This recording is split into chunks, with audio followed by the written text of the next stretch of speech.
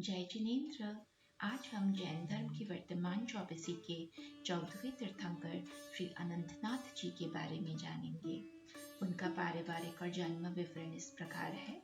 माता रानी सुयशा, पिता राजा सिंह सेन, जन्मस्थली अयोध्या।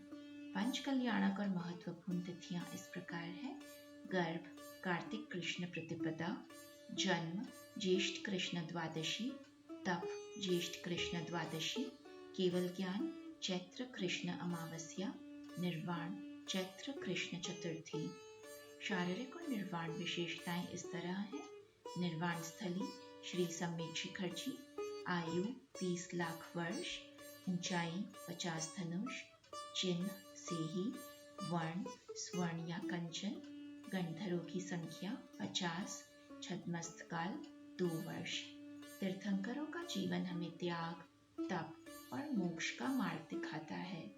ऐसे महान 14वें तीर्थंकर श्री अनंतनाथ जी भगवान के चरणों में बारंबार नमस्कार। जय जिनेन्द्र।